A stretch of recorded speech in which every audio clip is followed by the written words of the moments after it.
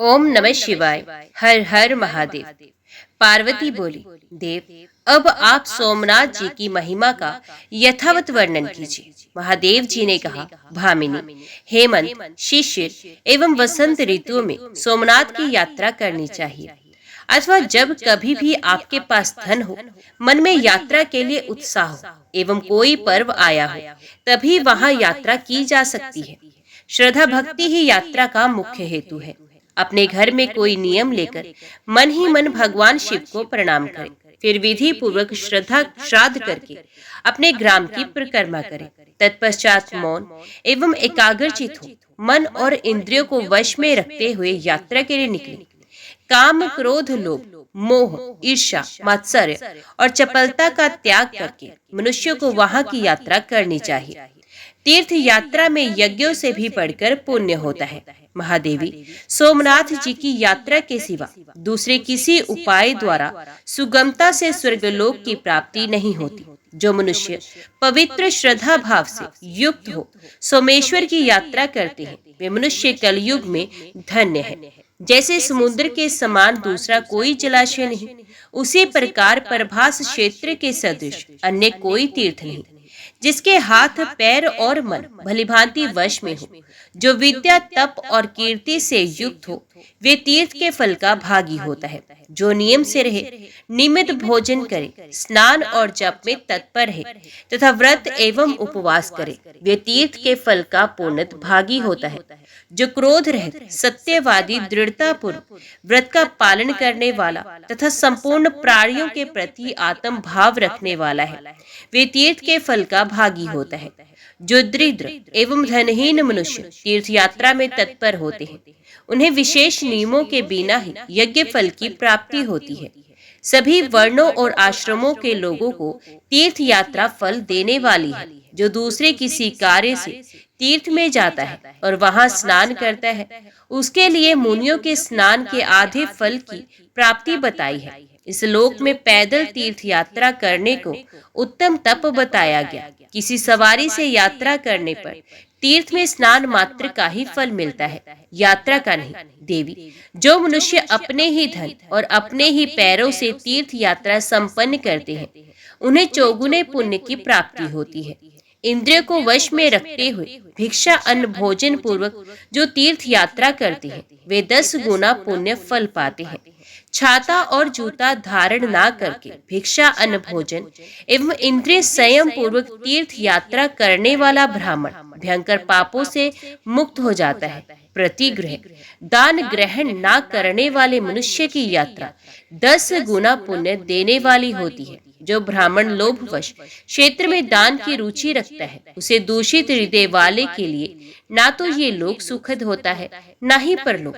यदि शूद्र ब्राह्मण का वेश धारण करके तीर्थ में दान ग्रहण करता है, तो वे तत्काल तृण और काष्ठ के समान भस्म हो जाता है और नरक में गिरता है। अतः औरों की तो बात ही क्या, ब्राह्मणों को भी थोड़ा भी प्रतिग्रह नहीं स्वीकार करना चाहिए। तीर्थ 2 प्रकार के होते हैं, कृत और अकृत। जो स्वकीय भाव से युक्त है, अर्थात जो अपने ही धन एवं पैरों से यात्रा करता है और अपने हृदय में उत्तम भाव रखता है, वही इन दोनों प्रकार के तीर्थों का संपूर्ण फल पाता है। जो मनुष्य दूसरे के अन्न से जीविका चलाते हुए यात्रा करता है, वे उस तीर्थ यात्रा के संपूर्ण फल का 16वां भाग पाता है। असमर्थ, अंध, पंगु, जो दूसरों से अन्न लेने के लिए विवश है, उनका प्रतिग्रह दोष रहित माना गया है। जो तीर्थ सेवी मनुष्य ब्राह्मण को स्नान की सुविधा तथा खान पान आदि देता है, वे तीर्थ जनित संपूर्ण फल को पाता है। इष्ट देव, गुरु और माता पिता को स्वेच्छा अनुसार पुण्य प्रदान करने वाला पुरुष 8 गुने फल का भागी होता है। स्नान, दान, तप, होम, स्वाध्याय, देव पूजा आदि पुण्य कर्म का ही सर्वत्र दान होता है, पाप कर्म का नहीं। तीर्थ में जाकर माता पिता, भाई, सुहृद तथा गुरु, जिसके उद्देश्य से भी मनुष्य गोता लगाता है, उस तीर्थ स्नान के पुण्य का द्वादश प्राप्त करता है। अतः वेद के बल का भरोसा करके प्रतिग्रह लेने में रुचि न रखें। वेद बेचने वाले पुरुष का स्पर्श कर लेने पर स्नान करने का ही विधान है। राजा के दरबार में तथा तीर्थ और महातीर्थ में रहने वाले विद्वान को वेद विक्रय कदापि नहीं करना चाहिए। जो तीर्थ से भी ब्राह्मण देने पर भी दान न ले, वही वास्तव में तीर्थ करता और अपने पूर्वजों को भी पवित्र करता है। अन्यत्र किया हुआ पाप तीर्थ में क्षीण हो जाता है, परंतु तीर्थ में किया गया पाप अन्य स्थानों में कभी नष्ट नहीं होता। तीर्थ सेवन करने वाला जो ब्राह्मण अत्यंत क्लेशग्रस्त होने पर भी किसी से दान नहीं लेता है, सत्य बोलता है और चित्त वृत्तियों को रोककर ध्यानस्थ रहता है, उसी के लिए तीर्थ उपकारक होता है। सतयुग में पुष्कर, त्रेता में नैमिषारण्य, द्वापर में कुरुक्षेत्र तथा कलयुग में प्रभास क्षेत्र मुख्य माना गया है। एक मनुष्य सहस्र युगों तक एक पैर से खड़ा होकर तपस्या करता है और दूसरा केवल प्रभास तीर्थ की यात्रा करता है। दोनों का फल समान है। प्रभास तीर्थ में पहुंचकर मनुष्य सवारी छोड़ दे और अपने ही चरणों से पैदल चले, नाचते हंसते गाते और कीर्तन करते हुए सोमेश्वर देव के समीप जाए। वहां सबसे पहले जटा जूट धारी भगवान शिव का दर्शन करे। सोमनाथ के सम्मुख स्थित हुए उस पुरुष को देखकर पितृ सदैव संतुष्ट होते हैं। पितामह हर्ष ध्वनि करते हैं और कहते हैं, हमारे वंश का पुत्र हमें तारने के लिए प्रस्थित हुआ है। सोमनाथ जी के समीप जाकर पहले शौर कराएं, तीर्थ में उपवास करें। गंगा के समान कोई तीर्थ नहीं, कृष्ण के समान दूसरी गति नहीं, गायत्री के सदृश दूसरा जपनीय मंत्र नहीं, विहर्त होम के समान दूसरा होम नहीं, जल के भीतर घमशन करके जप के समान दूसरा कोई पाप नाशक कर्म नहीं, तथा तीर्थ में उपवास करने से बढ़कर और कोई ऐसा उपाय नहीं जो पापियों के सब पापों को शांत करने वाला तथा सत्पुरुषों को उनके अभिष्ट मनोरथों को देने वाला हो। देवस्थान में उपवास करने का विशेष विधान है। उपवास ही ब्राह्मण का श्रेष्ठ तप कहा गया है। छठे समय भोजन करना शूद्रों के लिए महान तप है। वर्णशंकरों के लिए एक दिन का उपवास ही श्रेष्ठ तप है। यदि शूद्र छठे काल से अधिक उपवास करे, अर्थात वे 3 दिन से अधिक समय तक बिना भोजन किए तप करता रहे, तो राष्ट्र की हानि होती है तथा राजा के लिए महान उपद्रव होता है।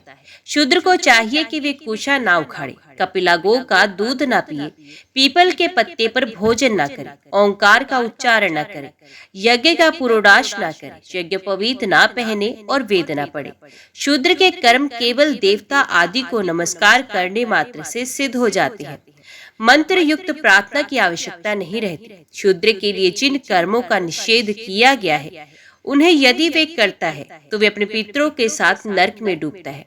जिसने अपनी 11 इंद्रियों को वश में कर लिया है, वही तीर्थ का फल पाता है। दूसरे अजितेंद्रिय मनुष्य केवल कलेश के भागी होते हैं। जो मानव तीर्थ में पितरों का श्राद्ध और स्नान करता है तथा सब प्राणियों के हित में संलग्न रहता है, वे तीर्थ के पूर्ण फल को पा लेता है। जो पाखंडी, लोभी और परिस्त्री प्रायण होकर तीर्थ यात्रा करता है, ये केवल पाप का भागी होता है।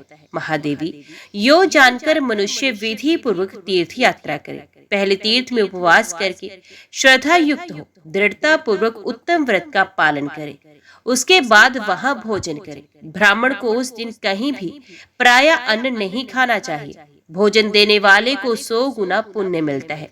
अतः व्रती तीर्थ यात्री एवं विधवा को चाहिए कि वे तीर्थ में उपवास करें और यथासंभव दूसरे को अन्न दें। पराया अन्न भोजन करने पर जिसका अन्न खाया जाता है, उसी को पुण्य फल प्राप्त होता है।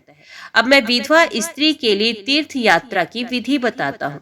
विधवा को उचित है कि वे रोली, चंदन, पान, पुष्प माला, रंगीन वस्त्र, शैया आदि बिछावन, अशिष्ट मनुष्यों से वार्तालाप, दोबारा भोजन, पुरुष की ओर देखना और हंसना छोड़ दे, जोर जोर से बोलना, जूते पहनना, नृत्य और गीत को त्याग दे, केश रखना, आंखों में काजल लगाना, उपटन लगवाना, उल्टा स्त्रियों से बात करना और पंडिताई दिखाना छोड़ दे। यदि ब्रह्मचारी और विधवा ये नित्य स्नान और श्वेत वस्त्र धारण करे। सतयुग में तप उत्तम है, त्रेता में ध्यान, द्वापर में यज्ञ और कलयुग में केवल दान श्रेष्ठ धर्म है। मुनि लोग प्रभास में पहुंचकर कृष्ण चंद्रायण आदि तप करते हैं और दूसरे लोग कलयुग में प्रभास क्षेत्र में जाकर ब्राह्मणों को विधि पूर्वक दान देते हैं, किंतु वे उस दान से ही तपस्या का फल पा लेते हैं। धान्य, रत्न, गुड़, स्वर्ण, तिल, रुई, शक्कर, घी, नमक और चांदी, ये 10 पर्वत कहे गए हैं। अर्थात धान्य पर्वत, रत्न में पर्वत आदि रूप से इन वस्तुओं के पर्वत का दान करना चाहिए।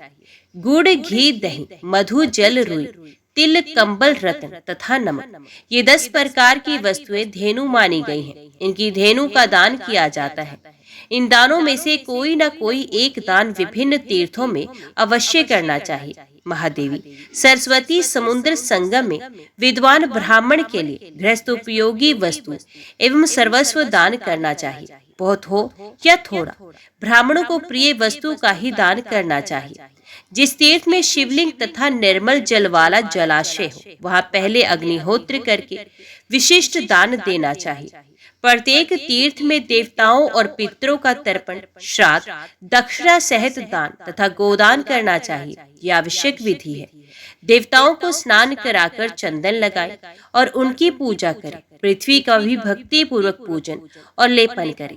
देव मंदिर में चूना लगाकर उसे सफेद करें। यदि मंदिर पुराना हो गया हो तो उसका जीर्णोद्धार करें। देव सेवा के लिए फुलवाड़ी लगाए, निर्मल जल का कुआं बनवाए तथा वन उपवन का निर्माण कराए। ब्राह्मणों को प्रचुर दान दें और देव पूजन करें। सर्वत्र देव यात्रा के लिए ये विधि नियत की गई है। प्रसिद्ध तीर्थ में महादान और मध्यम में मध्यम श्रेणी का दान करें। गोदान तो सभी तीर्थों में करने योग्य है। इस प्रकार भक्ति पूर्वक दान करके मनुष्य अपने जन्म का फल पा लेता है। पार्वती जी ने पूछा, हे प्रभु, जो मनुष्य प्रभास क्षेत्र में आकर भी भक्ति, दान, स्नान और मंत्र से विहीन है, उन्हें क्या मिलता है, ये बताएं। महादेव जी ने कहा, देवी, धनी हो या निर्धन, मंत्रज्ञ हो या मंत्र है, जो प्रभास में मृत्यु को प्राप्त होते हैं वे सभी शिवलोक को जाते हैं। प्रिय, जो मंत्रहीन और निर्धन मनुष्य वहां देह त्याग करते हैं, उन्हें मैं एक बड़ा भारी विमान देता हूँ। वे स्नान दान के अनुरूप परम पद को प्राप्त होते हैं। कोई स्नान के प्रभाव से, कोई दान से, कोई सोमेश्वर लिंग के प्रभाव से, कोई लिंग पूजा से, कोई ध्यान के प्रभाव से, कोई योग की महिमा से, कोई मंत्र जप से, कोई तप से, कोई तीर्थ संन्यास से तथा कोई भक्ति भाव के अनुसार वहां परम पद को प्राप्त होते हैं। ये तथा और भी बहुत से उत्तम, मध्यम और अध्यम श्रेणी के लोग सूर्य सदृश तेजस्वी विमानों द्वारा शिवलोक में जाते हैं। पहले प्रणव का उच्चारण करके तीर्थ के पवित्र जल का स्पर्श करें, तदंतर भीतर प्रवेश करके मंत्र पाठ पूर्वक स्नान करें और बोले, जो सच्चिदानंद स्वरूप, देवताओं के भी देवता, कंठ में नीला चिन्ह धारण करने वाले, दंडधारी, सुंदर हाथ वाले, चक्रधारी तथा विश्व के उत्पादक है, उन भगवान रुद्र को नमस्कार है, नमस्कार है। इस पापनाशक तीर्थ में आकर सरस्वती, सावित्री तथा देव माता विभावरी निवास करें, हमें अपना सामीप्य दें। सभी तीर्थों के लिए ये मंत्र बताया गया है। इसका उच्चारण करके विधि पूर्वक नमस्कार एवं स्नान करें। उस दिन उपवास भी करें। वर्ष में एक बार उस तिथि पर अवश्य उपवास करना चाहिए। सोमनाथ के दक्षिण भाग में त्रिभुवन विख्यात पद्मक नामक तीर्थ है, जो सब पापों का नाश करने वाला है। पहले सोमेश्वर के समीप शौर कराकर मन ही मन मेरा चिंतन करते हुए उस तीर्थ में अपने केश डाल दे। उसके बाद पुनः स्नान करे। मनुष्य जो कुछ भी पाप करता है वे सब केशों में स्थित होता है। अतः केशों को अवश्य ही तीर्थ में फेंक देना चाहिए। सौभाग्यवती स्त्रियों को चाहिए कि वे सब केशों को हाथ से पकड़कर अग्रभाग की ओर से 2 अंगुल कटवा दे। उनके लिए मुंडन की विधि नहीं है। मुंडन और स्नान के पश्चात देवताओं और पितरों का तर्पण करें। सभी तीर्थों में मुंडन और उपवास की विधि है। जो पर्व का दिन छोड़कर और किसी समय प्रभास क्षेत्र में बिना मंत्र के स्नान करता है वे उसका पुण्य फल नहीं पाता। बिना मंत्र के, बिना पर्व के और बिना शौर कर्म के समुद्र जल का स्पर्श नहीं करना चाहिए। इस मंत्र का उच्चारण करके सागर के जल का स्पर्श करना उचित है। हे समुद्र देव, तुम भगवान विष्णु से सुरक्षित हो, तुम्हें नमस्कार है। तुम साक्षात विष्णु के स्वरूप हो, तुम्हें नमस्कार है। देवेश्वर, हे विष्णु, आप इस क्षीरसागर के जल में मेरे समीप स्थित हो। यूं कहकर तीर्थ सेवी मानव नदीपति समुद्र के जल में स्नान करे, फिर श्रद्धा युक्त होकर तिल मिश्रित जल से देवता, मनुष्यों और पितरों का तर्पण करे। सहस्रों जन्मों में मनुष्य जो पाप करता है उसे एक बार समुद्र के जल में नहाकर नष्ट कर देता है। ब्रह्मा जी ने समुद्र से कहा है, सागर, जब तक लोक में तुम्हारी स्थिति रहेगी, जब तक आकाश में सूर्य, चंद्रमा और नक्षत्र बने रहेंगे, तब तक पूर्वज तुम्हारे खारे जल के अमृत से तृप्त होंगे। जो मनुष्य शुद्धचित्त होकर प्रति मास तुम्हारे जल में स्नान करेगा, उसे प्रतिदिन पुंडरीक यज्ञ का फल मिलेगा। श्री सोमनाथ तथा समुद्र के बीच की भूमि में जिनकी मृत्यु होगी, वे पापी रहे हो तो भी निष्पाप होकर स्वर्गलोक में जाएंगे। महादेवी, समुद्र के भीतर 5 करोड़ शिवलिंग हैं, जिन्हें समुद्र ने इस मनवंतर से अदृश्य कर दिया है। इसी प्रकार वहां अग्निकुंड तथा पद्म सरोवर भी है, जो इस मनवंतर में समुद्र जल से आवृत हो गए हैं। दक्षिण और चक्र तथा मैनाक के मध्य भाग में 100 धनुष लंबा चौड़ा स्वर्ण में कुंड है। सोमनाथ से दक्षिण 100 धनुष की दूरी पर वे स्थान है। उत्तर मानस से पूर्व जहाँ कृत स्मृदेव है, वहां तक उसकी सीमा है। ये गुप्त स्थान है। देवी, इस प्रकार विधि पूर्वक स्नान करके समुद्र को अर्घ्य दे, गंध, पुष्प, वस्त्र और चंदन आदि से उनकी पूजा करे। तत्पश्चात तर्पण करके भगवान कपर्दी के समीप जाए, उनकी भी पुष्प, धूप, गंध तथा वस्त्रों द्वारा भक्ति पूर्वक पूजा करे।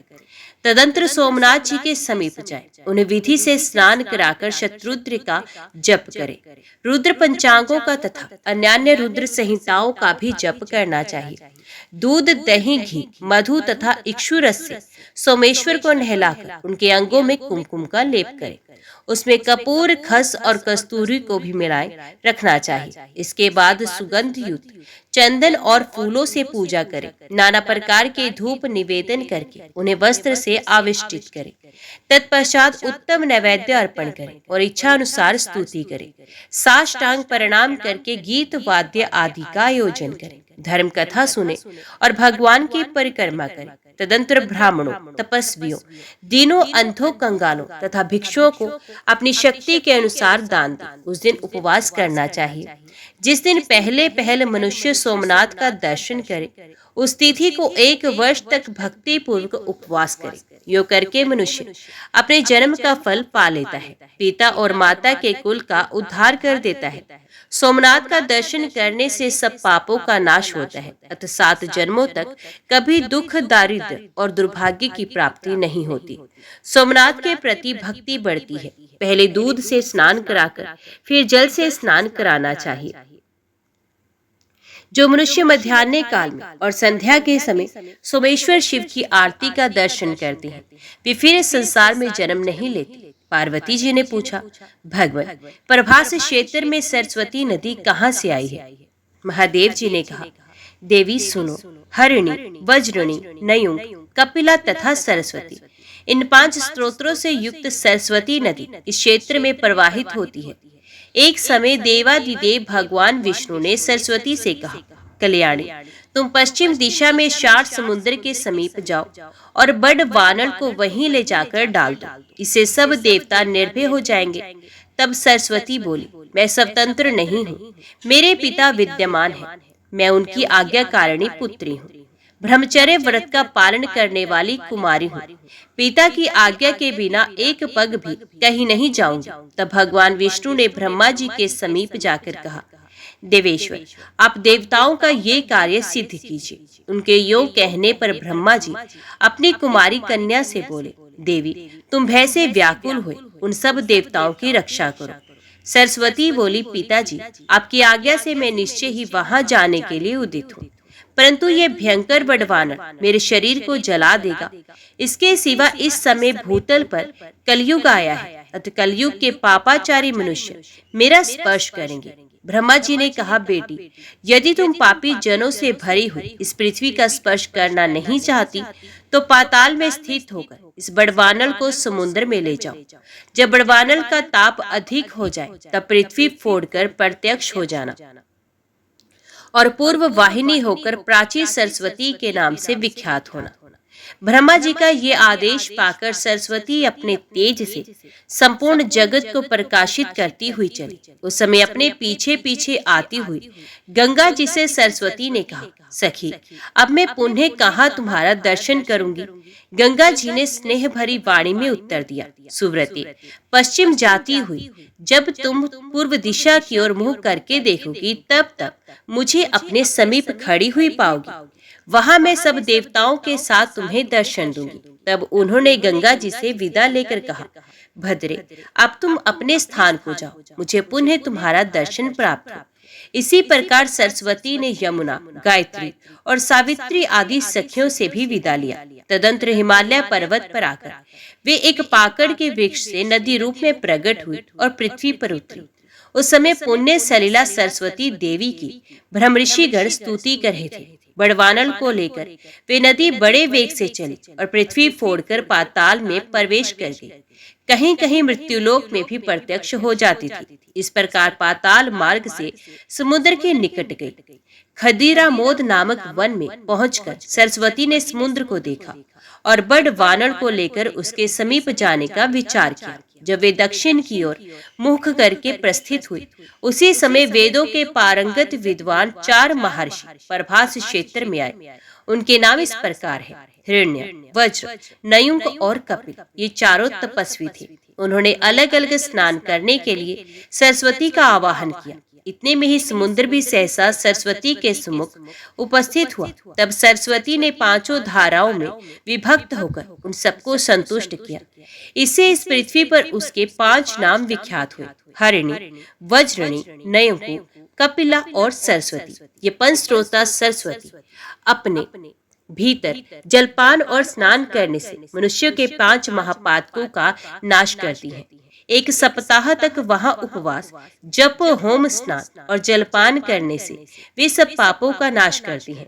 सरस्वती अपने भीतर आचमन और स्नान करने पर मनुष्यों की घोर ब्रह्महत्या का तथा कपिला मदिरा पान रूप महापातक का नाश करती है। नयुंकी नदी में स्नान करके पुरुष चोरी के महापातक से मुक्त होता है। वज्रणी नदी का जल पीने से गुरुपत्नी गमन रूप महापातक का नाश होता है। हरिणी नदी 7 दिनों तक स्नान करने से संसर्ग जनित महापातक का अपहरण करती है। इस तरह 5 धाराओं में विभक्त सरस्वती नदी सब पातकों का निश्चय ही नाश करती है। तदंतर पुनः बड़वानल को लेकर सरस्वती समुद्र के समीप स्थित हुई। बड़वानल ने उठती हुई तरंगों से युक्त समुद्र को देखकर सरस्वती से पूछा, भद्रे, ये क्या है? शार समुद्र मुझसे डरता क्यों है? सरस्वती ने हंसकर कहा, अग्नि, तुमसे कौन भयभीत ना होगा? बड़वानल बोला, भद्रे, मैं तुम्हें वर दूंगा, इच्छा अनुसार वर मांगो। तब सरस्वती ने भगवान विष्णु का स्मरण किया। भगवान ने हृदय में प्रकट होकर उसे दर्शन दिया। सरस्वती ने पूछा, भगवान, बड़वानल मुझे वरदान देता है, बताइए मैं इससे क्या मांगू?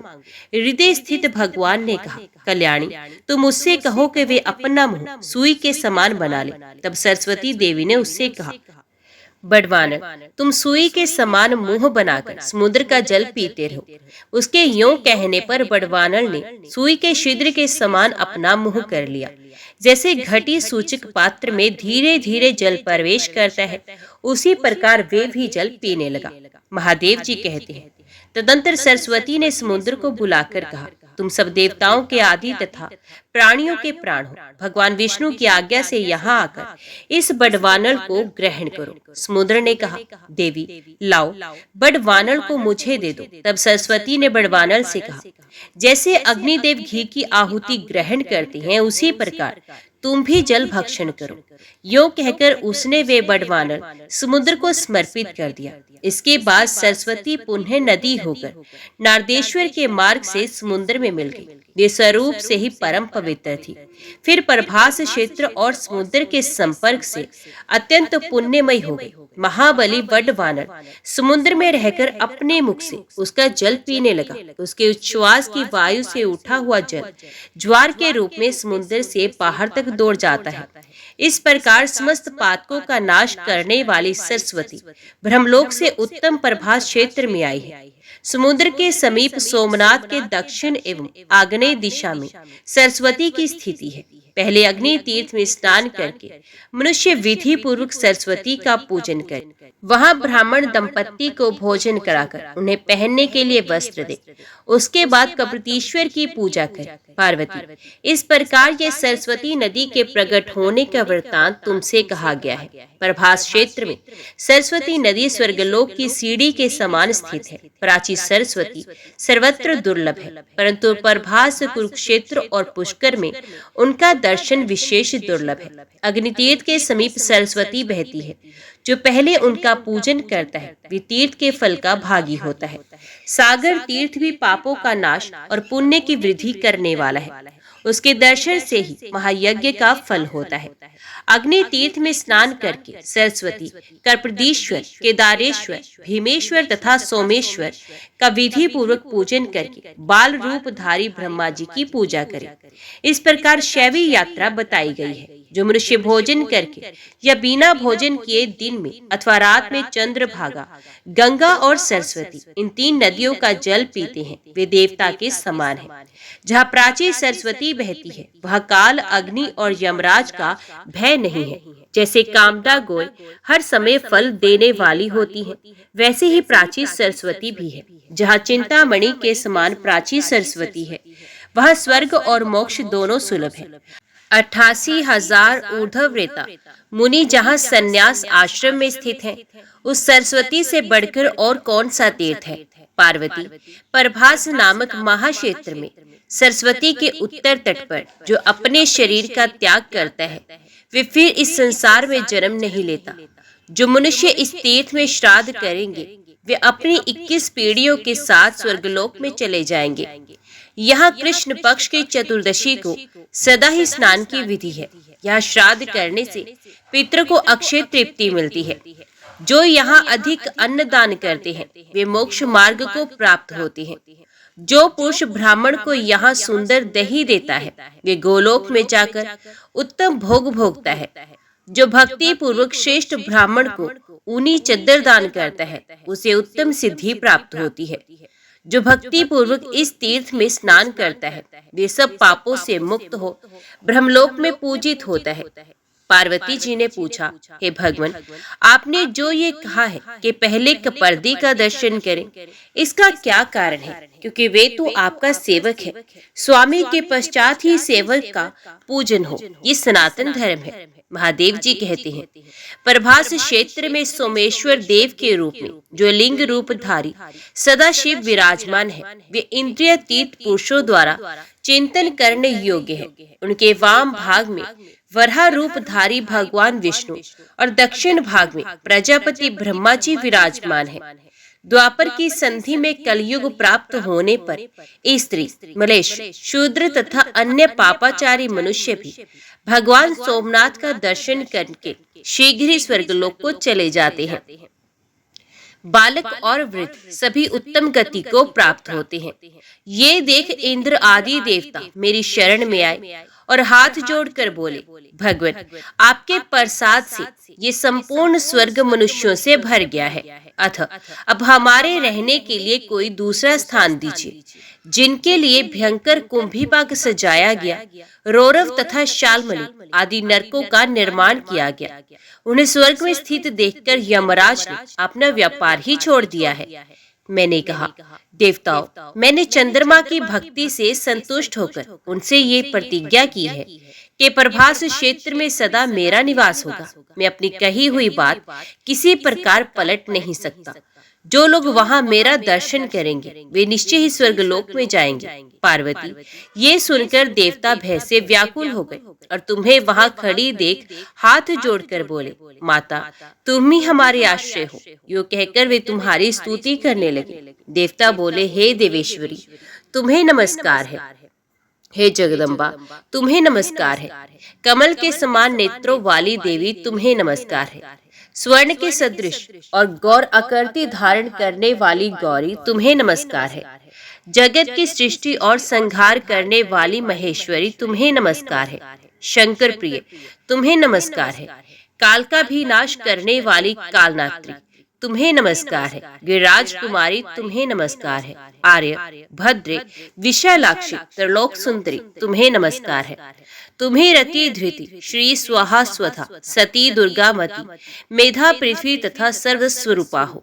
तुमने संपूर्ण चराचर त्रिलोकी को व्याप्त कर रखा है। नदियों, पर्वत शिखरों, समुद्रों, गुफाओं, वनों, मंदिरों तथा मुनियों के आश्रमों में भी तुम विराज रही हो। देवी, तीनों लोकों में ऐसा कोई स्थान मैं नहीं देखता जहां तुम विद्यमान ना हो। विशाल नेत्रों वाली शिवे, हमारी ये प्रार्थना सुनकर महान भय से हमें बचाओ। पार्वती, इंद्र आदि देवताओं के इस प्रकार स्तवन करने पर तुम करुणा के वशीभूत हो हाथ मलने लगी। इससे गजराज के से मुख वाला एक मनोहर कुमार प्रकट हुआ, जिसके 4 भुजाएं थी।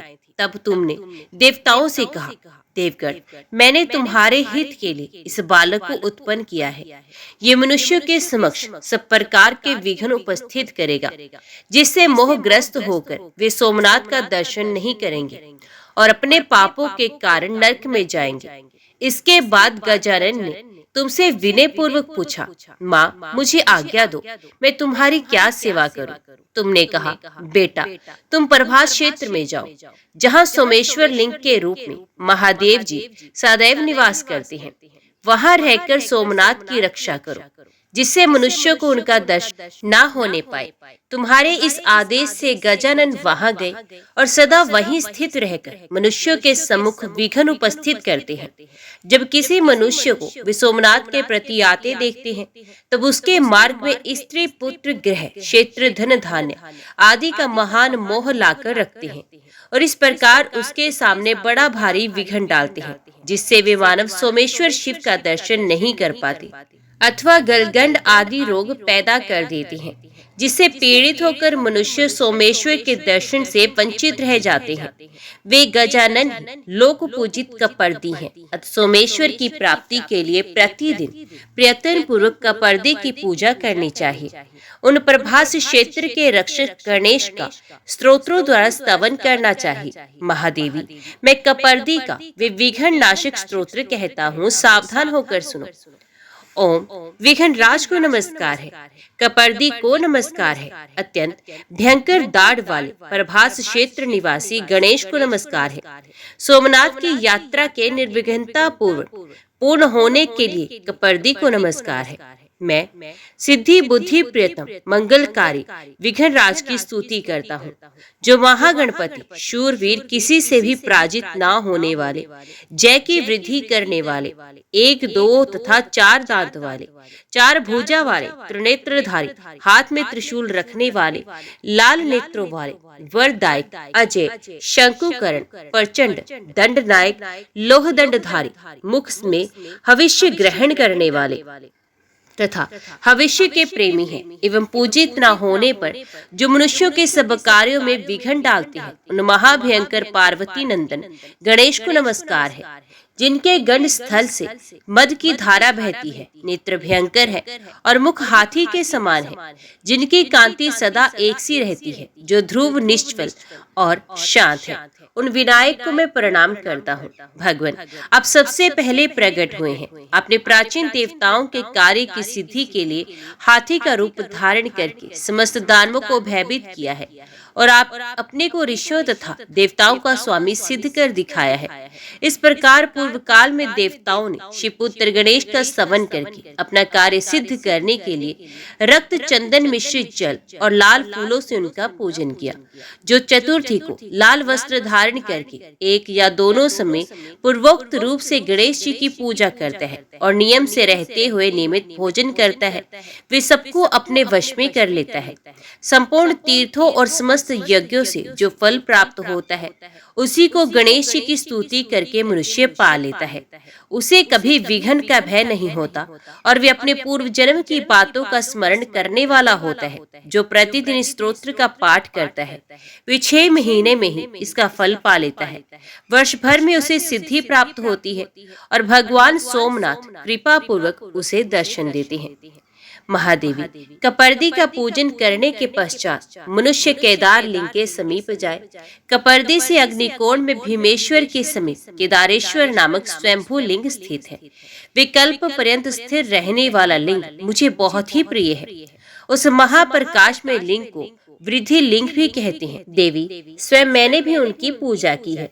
जो चतुर्दशी शिवरात्रि को वहां निराहार रहकर जागरण करता है, उसे सनातन लोक प्राप्त होते हैं। प्राचीन युग में केदारेश्वर का नाम रुद्रेश्वर था।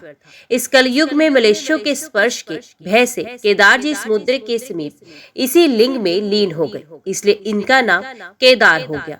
जो मनुष्य आहार को जीतकर माघ मास में रुद्रेश के दक्षिण भाग में 10 धनुष की दूरी पर समुद्र में स्थित पद्मकेतु नामक महाकुंड में नहाकर विधि पूर्वक रुद्रेश्वर की पूजा करेगा, उसे केदार यात्रा का पूर्ण फल प्राप्त होगा। उनके पूजन से ब्रह्म हत्या आदि महापापों का नाश होता है। प्राचीन काल में शशि बिंदु नाम से विख्यात एक चक्रवर्ती राजा थे। उनकी पतिव्रता स्त्री उन्हें प्राणों से भी अधिक प्रिय थी। राजा के पास एक सुंदर स्वर्ण में आकाशगामी विमान था, जिसके द्वारा वे अपनी इच्छा के अनुसार संपूर्ण लोकों में घूमते रहते थे। एक समय फाल्गुन कृष्ण पक्ष की चतुर्दशी का पर्व आने पर राजा शशि बिंदु उत्तम प्रभास क्षेत्र में आए। वहां उन्होंने बहुत से महर्षियों को देखा जो जप में और होम में तत्पर हो रात्रि में जागरण करने के लिए श्री सोमनाथ जी के सम्मुख बैठे हुए थे। राजा ने भी सोमनाथ का दर्शन और प्रणाम करके विधि पूर्वक पूजन किया और भक्ति भाव से उन सभी ऋषि मुनियों का स्वागत सत्कार करके वे केदार लिंग के पास चले आए। वहां विचित्र पुष्प मालाओं, नैवेद्यों तथा मनोहर वस्त्र आभूषणों से केदारेश्वर की पूजा की और वहीं एकाग्रचित हो जागरण किया। तब वे सब मुनि कौतूहलवश राजा के समीप गए और इस प्रकार बोले, राजन, तुम सोमेश्वर देव को छोड़कर केदार जी के आगे जो जागरण और पूजन करते हो, इसका क्या कारण है? राजा ने कहा, विप्रवरों, आप लोग सुने, ये मेरे जन्म का वृत्तांत है, मेरे पूर्व जन्म का वृत्तांत है। पहले जन्म में मैं ब्राह्मणों की पूजा करने वाला शूद्र था। मेरी जन्मभूमि सौराष्ट्र देश में थी। एक समय वहां भयंकर अनावृष्टि हुई। उस समय मैं भूख से व्याकुल होकर प्रभास क्षेत्र में चला आया। वहां आने पर हरणी के मूल भाग में स्थित एक सुंदर सरोवर पर मेरी दृष्टि पड़ी, जो राम सरोवर के नाम से प्रसिद्ध है। वे तड़ाग कमल समूह से सुशोभित था। मैं थका मांदा तो था ही। उस सरोवर को देखकर मैंने उसमें स्नान किया तथा देवताओं और पितरों का तर्पण करके उसके स्वच्छ जल को पिया। तत्पश्चात मेरी स्त्री ने कहा, इन कमल पुष्पों को ले लीजिए, यहाँ से निकट ही एक सुंदर स्थान दिखाई देता है, वहां चलकर इन फूलों को बेचेंगे, जिससे कुछ भोजन की व्यवस्था हो सकेगी। पत्नी के यो कहने पर मैं जल के भीतर उतरा और बहुत से कमल के फूल लेकर नगर की ओर चला। वहां पहुंचकर सड़कों, चौराहों और तिमुहानियों पर घूमता रहा, परंतु किसी ने भी मेरे फूल नहीं लिए। इतने में दिन डूब गया और मैं अपनी पत्नी के साथ एक मंदिर में आकर सो गया।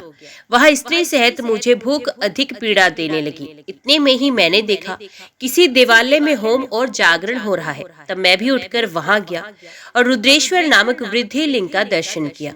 उस समय वहां अनंगवती नामक एक वैश्या शिवरात्रि व्रत में संलग्न हो नृत्य, गीत और उत्सव आदि के द्वारा भगवान के सामने जागरण कर रही थी।